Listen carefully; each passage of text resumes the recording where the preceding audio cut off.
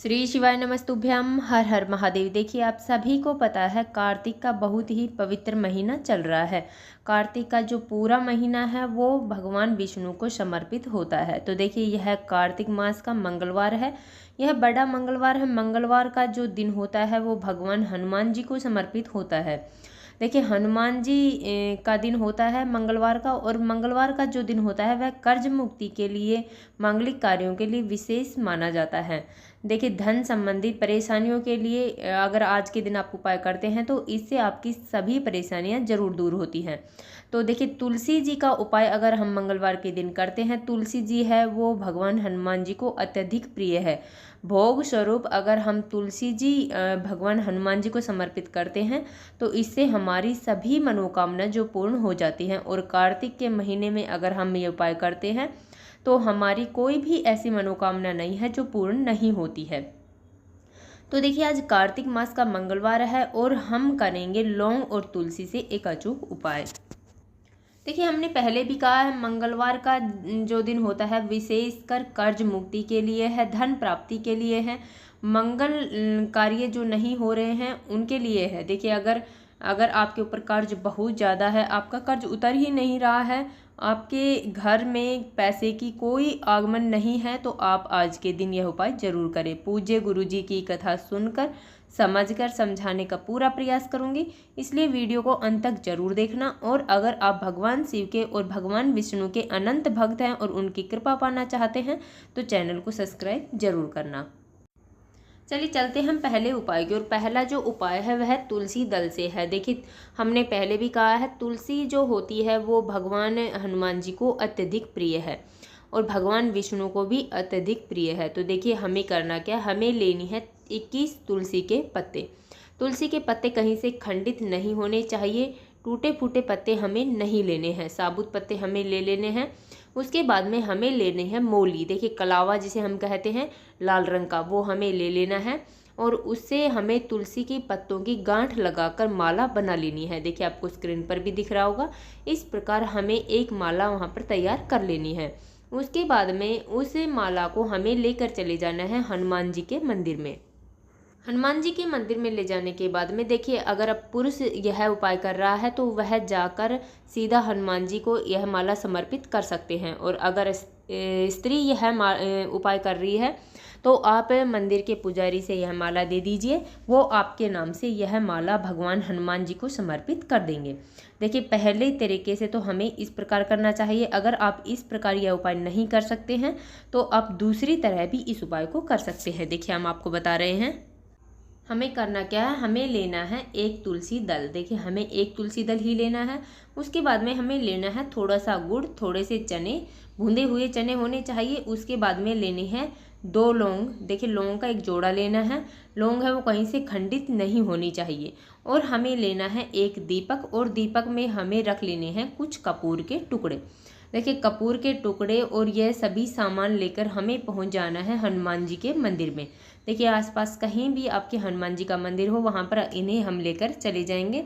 और हमें सबसे पहले देखिए भोग स्वरूप हमें तुलसी जी का पत्ता समर्पित करना है। उसके ऊपर हमें गुड़ रख देना है। देखिए, भगवान हनुमान जी तब तक भोग स्वीकार नहीं करते हैं जब तक हम तुलसी दल उन्हें समर्पित नहीं करते हैं। अगर हमारे भोग में तुलसी दल नहीं है तो हनुमान जी उस भोग को स्वीकार नहीं करेंगे, क्योंकि हनुमान जी को तुलसी दल अत्यधिक प्रिय है।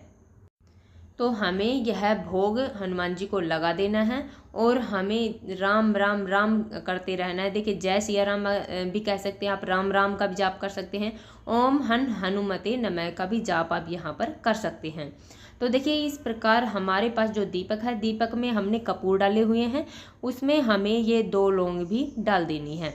देखिए, अपनी मनोकामना बोलते हुए, जो भी हमारी इच्छा है, जो भी मनोकामना है वो हमें बोलते हुए 2 लौंग यहाँ पर हमें डाल देनी है। और उस दीपक में जो कपूर है उसे हमें प्रज्वलित कर देना है।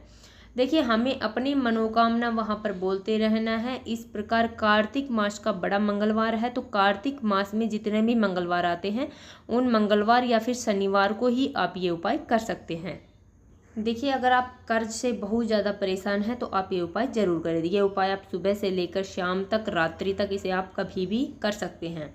देखिए दूसरा उपाय है वैवाहिक जीवन को करने के लिए। देखिए अगर आपका विवाह नहीं हो रहा है, आपके रिश्ते बनते बनते टूट रहे हैं, तो आप ये उपाय जरूर करें। अगर आपके व्यापार में घाटा आ रहा है, व्यापार आपका चल नहीं रहा है, आपने बहुत प्रयत्न कर लिए, बहुत प्रयास कर लिए, तो कार्तिक मास में इस मंगलवार को यह उपाय आप जरूर करें। देखिए करना क्या है, सबसे पहले हमें लेना है एक लोटा जल। लोटा है वो हम तांबे का लेंगे, उसमें शुद्ध जल हम भर लेंगे। देखिए जल हमें अपने घर से भर कर ले जाना है, अपने किचन से भर कर ले जाना है, क्योंकि अपने घर से भर कर ले गया हुआ जल हमारे समस्त दोषों को समाप्त कर देता है। देखिए उसके बाद में हमें लेना है एक धतूरा।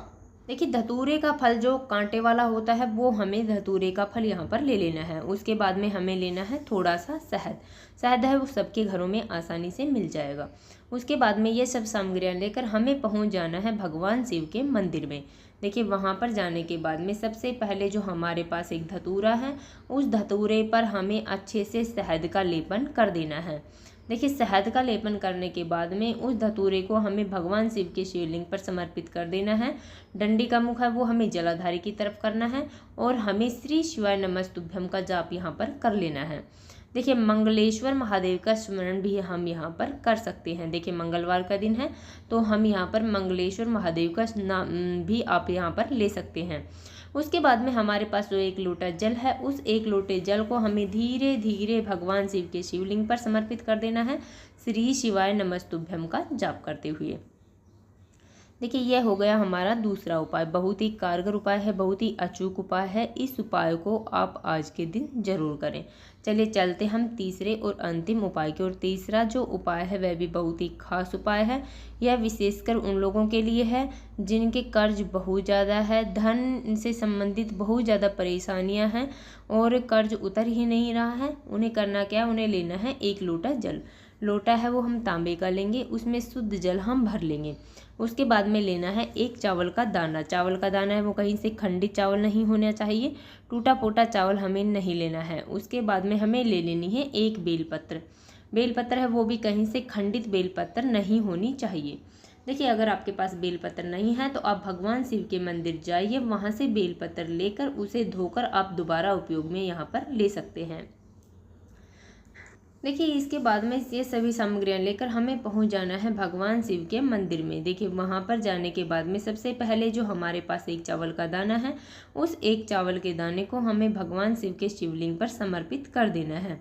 उसके बाद में हमारे पास जो एक बेलपत्र है, उस बेलपत्र को हमें लेना है और उसे अपने सीधे हाथ में रखना है और अपनी मनोकामना बोलते हुए उस एक बेलपत्र को हमें भगवान शिव के शिवलिंग पर समर्पित कर देना है। बेलपत्र का जो चिकना वाला साइड है वो भगवान शिव को स्पर्श होना चाहिए। डंडी का मुख है वह जलाधारी की तरफ होना चाहिए। पत्ती का मुख हमें अपनी तरफ कर लेना है।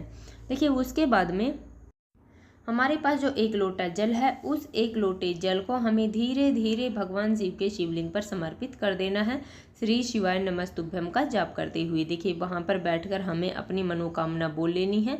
जो भी हमारी इच्छा है, जो भी मनोकामना है, जिस भी मनोकामना के रखते हमने यह उपाय किया है, वह मनोकामना हमें यहाँ पर बोल देनी है। देखिए बहुत ही अचूक उपाय हैं ये सभी उपाय। आप सुबह से लेकर शाम तक, रात्रि तक इन्हें आप कभी भी कर सकते हैं। देखिए कार्तिक मास का पवित्र महीना चल रहा है, मंगलवार का दिन है, तो अगर यह उपाय आप आज के दिन कर लेते हैं तो सर्वोत्तम रहेगा। तो देखिए हमने अपनी तरफ से समझाने की पूरी कोशिश की है। उम्मीद है आपको वीडियो समझ में आ गया होगा। अगर वीडियो अच्छी लगी तो लाइक करें, और अगर आप चैनल पर नए हैं और अभी तक आपने चैनल सब्सक्राइब नहीं किया है तो ऐसे ही छोटे छोटे उपायों को देखने के लिए प्लीज़ हमारे चैनल को सब्सक्राइब जरूर करें। श्री शिवाय नमस्तुभ्यम। हर हर महादेव। ओम नमो भगवते वासुदेवाय नमः।